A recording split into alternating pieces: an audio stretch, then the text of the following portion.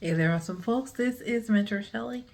I want to come and actually share with you that some of the skills that you've picked up as a trad wife or as an ex homemaker that's recently unpartnered, you can reuse them or you can use some of those skills in these specific roles. Okay, let's get started.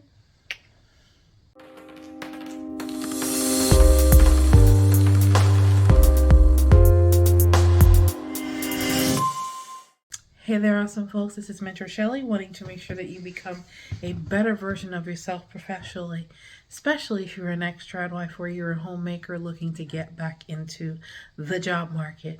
I want to jump right in so we can get you started. If you have done any form of budgeting, okay, in your household, you would use that as business. You can, that also equals to business planning reframed in roles like financial analyst, office manager, or an operations coordinator. That could be in a doctor's office, that could be for any kind of firm. A lot of those positions, excuse me, oh boy, sorry about that. A lot of those places are looking for, and you think, oh, I'm still going to get back to the job market. But if you've done any form of budgeting on a small scale or on a large scale, reframe that experience and start looking for roles in be an office manager because budgeting is a huge part of that. Operations coordinator, financial analyst. Okay. Number two skill, strategic decision making, because you got to do that every day when you're trying to plan for children and your spouse and what it is that they need and want, and make sure they're at the right place at the right time so nobody gets the schedules mixed up. Of course, crosshairs and things happen. However, places you can use that strategic business decision making could be reframed as business leadership. It can use in roles like business development specialist, project manager, an admin manager. A person that is strong administratively can be used in a variety of places in business. So don't count yourself out just yet. You've been making strategic decisions. Now it's time to market that skill in the job market. Number three skill, negotiation skills, because I'm sure negotiating with those kids to get those vegetables down their throat was no small feat, and I'm sure it was something that you had to do more than once.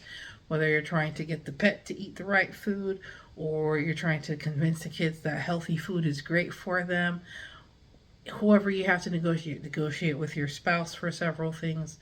Well, there's a whole other lesson, and there are coaches that specialize in that alone.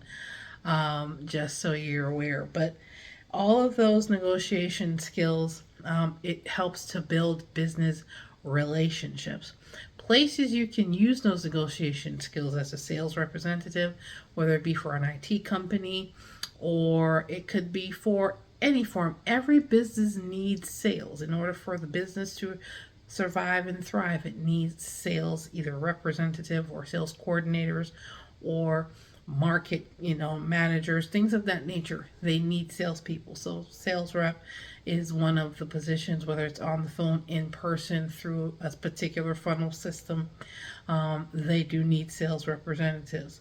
Another position, procurement specialist or HR specialist. Negotiation is absolutely needed in those roles. I can speak to HR specialists specifically because I've been in human resources for about 20 years, so I can speak to the fact that negotiation skills are absolutely paramount in several areas of human resources, because human resources is a broad field, so it can be used in plenty of those places as a recruiter, because you're going to be have to be helping to negotiate salaries either for clients or for the employer that you're working with to procure people for positions. Um, Record keeping. You kept the records for all the budgeting, who wears what size, shoes, clothes, hair, and net covering. What is it that everyone wants to eat? Who likes things versus who doesn't like this?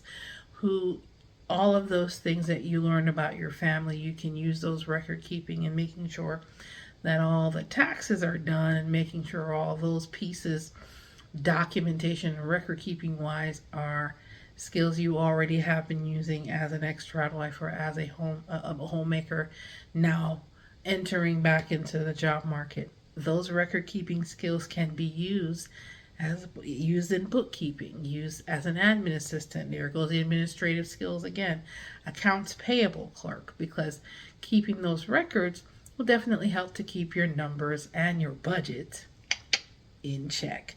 So you're wanting to look, pretty much I'm giving you examples here of reframing the skills you use in your home to use them in the job market. And of course, you want to also mention or use quantifiable achievements. What do I mean by that? Quantifiable achievements could be I budgeted, let's say you're now unpartnered husband. Let's say you budgeted an $80,000 a year salary. I budgeted a $8,000 a year salary and saved 10%, and increase our savings by 10% over the course of 18 months or over the course of a year. That shows that you're fiscally responsible, and it shows that you have capabilities that can be used in business, because if you can save your household 10%, then you can save business, and that helps their bottom line. I want you to know every business wants you to help them with their bottom line. Okay? If you're helping to keep it in the black, or you're helping them to save money. Okay? When I say keep it in the black, you're increasing their bottom line, or you're helping them to save money on the back end. Every business wants that. They always want to make more money. They always want to increase their capital. So if you have skills that can help them do that, communicate that fact. Well, you've increased the savings by X number of percent. Quantify the experience, because that jumps out at recruiters when you have that on resumes. That jumps out when you're speaking, you're telling stories, or you're communicating that you have accomplished those things while you were in the role of being a trad wife or being a homemaker, because you're using those skills to be able to help an employer solve problems. At the end of the day, you're there to solve problems. You're also there to help them increase their bottom line. Of course, guys, if you are looking for help into figuring out if any of these skills apply to you, or you have those skills, go ahead and download my ex-trad wife economic guide, so you can identify which one of these skills you have, so you can use those to reframe those skills and communicate that on your resume, or reframe those skills and be able to intelligently answer questions about your experience in interviews. Okay, and of course, if you want you and I to really sit down and get into the depths and work with you more concretely, then we go ahead and schedule a career strategy session at mentorshelley.com/consultations. And you can also find my guide at mentorshelley.com/ETW. At the end of the day, financial management skills are valuable in the marketplace. And we just went over 5 ways that you can use them to help to increase your chances of obtaining gainful employment now that you're back in the job market looking for great opportunities. All right, guys, take care. This is Mentor Shelley, wanting to make sure that you become a better version of yourself professionally and have a much easier time re-entering the job market after being gone for 5 years or more. All right, guys, take care. You have a good one. Bye.